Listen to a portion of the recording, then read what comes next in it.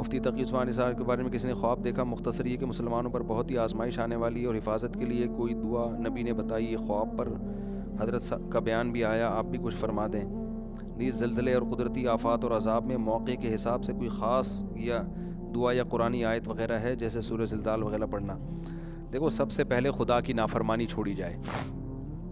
زلزلے تو آتے رہیں گے، آتے ہیں، اور حدیث میں آتا ہے قرب قیامت میں قدرتی حادثات کی تعداد کم ہونے کے بجائے بڑھے گی. حدیث میں آتا ہے کہ جیسے جیسے قیامت قریب آئے گی نا، یہ قدرتی حادثے کم نہیں ہوں گے. سائنس تو ترقی کر رہی ہے لیکن قدرتی حادثوں کا ریشو کم ہونے کے بجائے بڑھے گا. کچھ حادثے ایسے ہیں جو سائنسدان بتا ہی نہیں سکتے، تو روک کہاں سے سکتے ہیں؟ اچھا، یہ ہمارے یہاں فضول قسم کی بحثیں شروع ہو گئی ہیں. جی ترکی میں جو زلزلہ آیا ہے تو یہ اسرائیل نے کیا ہے یا امریکہ نے کیا ہے. کوئی اسرائیل امریکہ کے باپ کے پاس بھی اتنی پاور نہیں ہے کہ پورے ملک کو زلزلوں سے الٹ دے. یہ فضول قسم کی تحقیقات ہیں جس سے صرف پاکستانی لوگ متاثر ہوتے ہیں. کوئی پڑھا لکھا آدمی دنیا میں اس سے متاثر نہیں ہوتا. تو خدا کے لیے پہلے ہی ہم لوگ کا بہت مذاق اڑ رہا ہے، مزید اپنا مذاق دنیا میں دانشوروں کی نظر میں نہ اڑواؤ. سمجھتے ہو؟ ابھی ایسی رپورٹیں آ رہی ہیں کہ جی وہ جو پلیٹیں اس نے ہلائی ہیں اسرائیل نے اور پھر یوں کیا ہے. مجھ سے ایک صاحب نے کل کہا، میں نے کہا ہاں وہ جو ہے نا وہ لے کے گھسے تھے، یہ جو ہوتا ہے نا ہمارے یہاں جس سے گٹر صاف نہیں کرتے، ٹریکٹر. ہمارے یہاں تو کچھ بھی نہیں کرتے نا، ٹریکٹر سے کیا ہو رہا ہے، کوئی صفائی نہیں ہو رہی. تو وہ ٹریکٹر اور جو مشینیں ہوتی ہیں، تو ٹریکٹر لے کے میں نے کہا وہ اسرائیل نے اپنی فوجیں نیچے گھسائی تھی، نیچے کھود کھاد کے نا اچانک رسی کھینچ لی اور ساری عمارتیں نیچے گر گئیں. پتہ نہیں کیا کیا فضول قسم کی باتیں ہمارے یہاں. کوئی نہ اسرائیل کی سازش ہے نہ یہ امریکہ کی. اتنی پاور اللہ نے انسانوں کو، ایٹم بم مار دے تو ایک الگ بات ہے. ایسا نہیں ہوتا کہ اتنے بڑے بڑے زلزلے، وہ سونامی کے بھی کہا تھا کہ ایک پری پلان ہے یہ. تو تحقیقات تو آپ کو سب کچھ مل جائیں گی، لیکن تحقیقات کے اہل بتاتے ہیں. جو زلزلے کے ماہرین ہیں ان سے پوچھیں کہ کیا ایسا قدرتی مصنوعی طور پر ممکن ہے، وہ کہے گا ایسا ممکن نہیں ہے مصنوعی طور پر اتنا بڑا زلزلہ لانا. یہ خدا کے کام ہے میرے بھائی، اس میں توبہ استغفار کریں. انسان دنیا کو مسافر خانہ سمجھے. اسرائیل پہ جو ڈالنے کی چیزیں وہ ڈالیں آپ، امریکہ پہ جو چیزیں ڈالنے کی ہیں وہ ڈالیں. ہر چیز امریکہ کے کھاتے میں مت ڈالو آپ، مذاق بنتا ہے. دنیا ہمارا مذاق اڑاتی ہے، یہ ترقی کریں گے، ان کو یہ دیکھو، ان کی باتیں دیکھو کیسی ہیں. تو وبا بھی آئی نا، کورونا، یہ قدرت کی طرف سے ایک بیماری تھی، پوری دنیا کو لپیٹا اس نے. اللہ اپنی طاقت بتا رہا ہے کہ میں اتنا پاورفل ہوں، اور ہم کبھی اسرائیل کے کھاتے میں ڈالتے ہیں اس کو، کبھی امریکہ کے کھاتے میں ڈال رہے ہوتے ہیں. تو یہ اللہ کی طاقت ہے. زلزلے بھی آتے ہیں، سمندری طوفان بھی آتے ہیں، اور وبائیں بھی آتی ہیں، اور یہ آتی رہیں گی. اور ان میں قدرت ہمیں بتا رہی ہے کہ دنیا مسافر خانہ ہے. یہاں جو تم کامیابی کی باتیں کر رہے ہو نا، تمہاری ساری محنتیں 2 منٹ میں اللہ ڈھیر کر دے گا. اس لیے اصل کامیاب وہ ہے جو خدا کو راضی رکھے. پھر وہ زلزلے میں ہلاک بھی ہو جائے تو کامیاب ہے، بچ جائے تو بھی کامیاب ہے. سمجھتے ہو کہ نہیں سمجھتے ہو؟ تو کرنے کا کام ہے گناہوں سے توبہ، پھر دعاؤں کو بھی اہتمام کرنا چاہیے. جو پہلا کام ہے وہ کیا ہے؟ گناہوں سے توبہ. دیکھو قوم عاد اور قوم سمود پہ عذاب آیا، اس لیے نہیں آیا کہ وہ کوئی وظیفہ نہیں پڑھتے تھے، ان سے آیت کریمہ چھوڑ گئی تھی. قوم عاد پہ جو عذاب آیا اور قوم سمود پہ کیوں آیا؟ ناپ تول میں کمی کر رہے تھے وہ، اس لیے عذاب آیا نا قوم سمود پہ. کرپشن بہت زیادہ ہو گئی تھی، اللہ نے قوم کو تباہ کر دیا. اب اگر ہم ان سے کہیں کہ کرپشن مت چھوڑو اور یہ لا الہ الا انت سبحانک انی کنت من الظالمین وظیفہ صبح شام پڑھا کرو، تو غلط ہوگا نا. یہ پیغمبر نے جا کے ان کو سمجھایا تم جو کرپشن کر رہے ہو نا یہ پہلے چھوڑو، پھر وظیفے پڑھو، پھر دعائیں بھی مانگو. پہلے کیا کرنا پڑے گا؟ کرپشن کو چھوڑنا پڑے گا. لوط علیہ السلام کی قوم پہ عذاب کیوں آیا تھا؟ ہومو سیکسولیٹی تھی، نکاح نہیں ہو رہا اور مرد مردوں سے بدکاریاں کر رہے ہیں. تو لوط علیہ السلام نے کیا ان کو یہ بتایا کہ عذاب سے بچنے کا طریقہ یہ کہ فلاں سورت اتنی دفعہ پڑھ لیا کرو؟ اگر وہ پڑھ لیتے بچ جاتے عذاب سے. لوط علیہ السلام نے کہا اس برائی کو چھوڑو، اللہ نے تمہارے لیے عورت کو پیدا کیا، اس سے شادی کرو، وہ حلال ہے، حرام سے بچو. قوم کے سمجھ میں بات نہیں آئی. تو بعض دفعہ قدرتی آفت اس لیے آتی ہے کہ دنیا میں گناہ پھیل رہے ہوتے ہیں. اور یاد رکھو غیر مسلموں میں جب گناہ پھیلتے ہیں ان پہ عذاب نہیں آتا، عذاب مسلمانوں پہ آتا ہے، کیونکہ یہ اللہ کو مانتے ہیں. غیر مسلم کے لیے اللہ نے آخرت رکھی ہے، دنیا نہیں رکھی. لوط علیہ السلام کی قوم پہ تو اس لیے آیا کہ پیغمبر کو باقاعدہ بھیجا گیا نا وہاں پہ، ورنہ اللہ کا قاعدہ یہ ہے کہ دنیا میں سزائیں مسلمانوں کو ملتی ہیں، غیر مسلموں کو دنیا میں سزائیں نہیں ملتی. وہ اللہ کو مانتے ہی نہیں ہیں، ان کے لیے اللہ نے آخرت رکھی ہے، آخرت میں سزا رکھی ہے. تو اب میں نہیں کہہ رہا کہ ترکی میں جو زلزلہ آیا وہاں کوئی گناہ ان پہ ہو رہا تھا. اگر کوئی گناہ وہاں ہو رہا تھا تو وہ ہمارے ہاں اس سے زیادہ ہی ہو رہا ہے. لوگ بعض یہ بھی باتیں کر رہے ہیں اصل میں وہ شام میں بے حیائی بہت ہے, ترکی میں ان علاقوں میں بے حیائی بہت ہے. مجھے تو یہ باتیں کہتے ہوئے ڈر لگتا ہے. یہ ایسے ہے جیسے آپ کسی قوم پر ایک مصیبت آئی ہو اور آپ اس کا مذاق اڑا رہے ہو. یہ بات وہ کرے نا جو خود پاک دامن اور بالکل نیٹ کلین دودھ کے دھلے ہوئے لوگ ہوں, ان کے منہ پہ اچھی لگتی ہے یہ باتیں.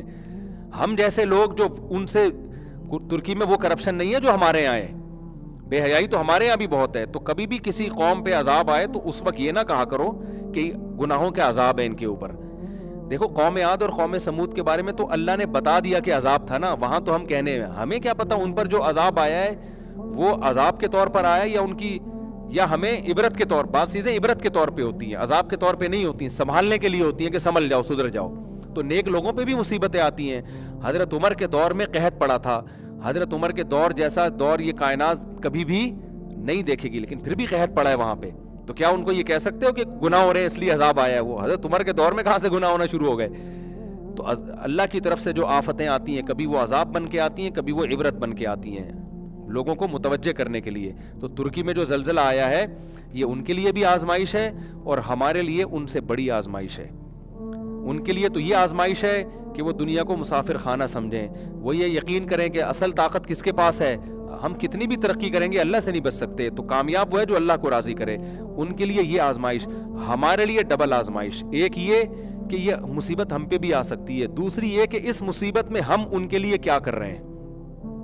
دیکھیں ایک آدمی ایکسیڈنٹ سے زمین پہ گرتا ہے, اس کے لیے تم آزمائش آ گئی. ہماری آزمائش ہے کہ ہم اس کی مدد کتنی کر رہے ہیں.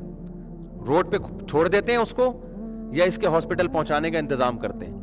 تو اب یہ ہمارے لیے بڑی آزمائش ہے. ان کے ساتھ جو ہونا تھا ہو گیا, جو شہید ہوئے اللہ ان کی مغفرت کرے, جو بچ گئے اللہ ان کو شفا دے. ہمارے لیے بڑی آزمائش ہے کہ ہم ان کی کیا مدد کرتے ہیں. میرا جیسے یہ ترکی میں ہوا, میرا فوراً ارادہ ہوا ترکی جانے کا, لیکن ویزے کے مسائل ابھی کھڑے ہوئے. میرا یورپ کا ویزا ایکسپائر ہو گیا, وہ نہ ہوا تو فوراً چلا جاتا. تو میں بھی کوشش کر رہا ہوں ترکی جانے کی, انشاءاللہ جو ہم سے مدد ہو سکی ہم کریں گے. جو ہمارے جتنے بھی بڑے بڑے تاجر ہیں یہاں پہ, ان کی ذمہ داری ہے کہ اپنی تجوریوں کے منہ کھولیں وہ, اور ترک اور شام کے مسلمانوں کی وہ مدد کریں. سیلاب آیا, ان کے لیے کم آزمائش, ہمارے لیے بڑی آزمائش کہ ہم اس سیلاب میں اللہ ہم سے پوچھے گا کہ میری طرف سے تو قدرتی آفتیں آتی ہیں. دیکھو ایک بات سنا کے بس اپنی بات کو ختم کرتا ہوں. نبی صلی اللہ علیہ وسلم نے عرب میں جب مالداروں کو کہا کہ ان غریبوں کو کھانا کھلاؤ, یہ بھوک سے مر رہے ہیں, تو انہوں نے اعتراض کیا کہ اگر اللہ کو ان غریبوں کا اتنا ہی خیال ہے تو اللہ خود کیوں نہیں کھلا دیتا, ہمیں کیوں کہتا کہ کھلاؤ. سورہ یاسین میں یہ آیتیں ہیں, انطعم من لو یشاء اللہ اطعما, ہم ان کو کھلائیں کہ اللہ چاہتا خود ہی کھلا دیتا نا. میں سمجھا پا رہا ہوں اپنی بات. جب نبی نے مکہ میں کہا نا کہ یہ مشرکین عرب سے کہ تم مالدار لوگ ہو, تمہارے ہاں ایسے قحط زدہ لوگ ہیں جو بھوک سے مر رہے ہیں, تو تم ان کو کھلاتے کیوں نہیں ہو؟ تو وہ کہتے تھے یہ حکم کون دے رہا ہے؟ نبی کہتے تھے اللہ کا حکم ہے. تو وہ کہتے تھے اللہ خود کیوں نہیں کھلا دیتا؟ جب اپنی مخلوق کا اللہ کو اتنا خیال ہے تو خود کیوں نہیں کھلا دیتا؟ تو قرآن نے اس بےہودہ اعتراض کا جواب نہیں دیا, کیونکہ جو بالکل بےہودہ باتیں ہوتی ہیں ان کا جواب نہیں دیا جاتا. اللہ نے کہا تم کھلی گمراہی میں پڑے ہوئے ہو. تو آج بھی بہت سے لوگ یہ کہتے ہیں, جب ان سے کہا جائے یہ زلزلہ آئے مدد کرو, سیلاب آئے مدد کرو, تو ذہن میں آتا ہے کہ پھر اللہ نے سیلاب بھیجے کیوں ہیں, اللہ نے زلزلہ بھیجا کیوں ہے؟ بھائی وہ خدا ہے, اس کی حکمتیں ہم اس سے نہیں پوچھ سکتے, اس کے قدرت کے قوانین ہیں, اس کو تکوینیات کہتے ہیں. اس کائنات میں سب کچھ ہوگا. ہم نے یہ نہیں دیکھنا کہ اللہ کا کیا کام ہے, ہم نے یہ دیکھنا ہے کہ جو بھی ہوگا ہماری ذمہ داری کیا ہے. اللہ نے کہا میں زلزلے بھی لاؤں گا, سیلاب بھی لاؤں گا. تم نے یہ تبصرے نہیں کرنے کہ اللہ کیوں لے کر آیا, تم نے یہ تبصرہ کرنا ہے تمہاری آزمائش ہے کہ تمہارا کیا حق بنتا ہے. اگر تمہارا پڑوسی بھوکا ہے, بھوکا اللہ نے رکھا ہے, لیکن فرمایا اگر وہ بھوکا سو گیا تو تمہیں نہیں چھوڑوں گا میں. سمجھ میں آ رہی ہے بات؟ بہت مشکل ہے یار.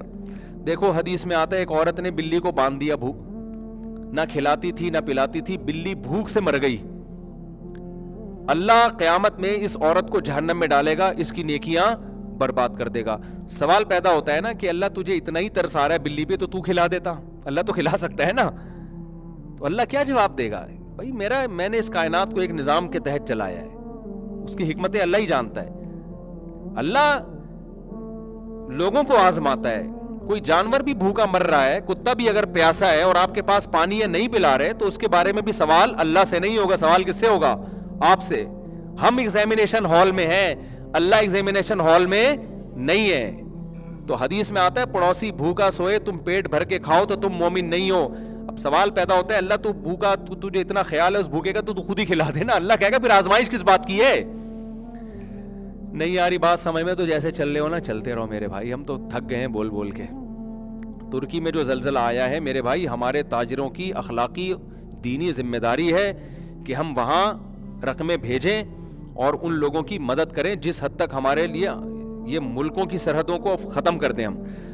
لیکن اس میں ایک بات خوب اچھی طرح کان کھول کے سن لو, جب بھی کوئی زمینی آفت آتی ہے ہم نے مشاہدہ کیا ہے چورن منجن بیچنے والے بھی مارکیٹ میں ہول سیل کے حساب سے آ جاتے ہیں.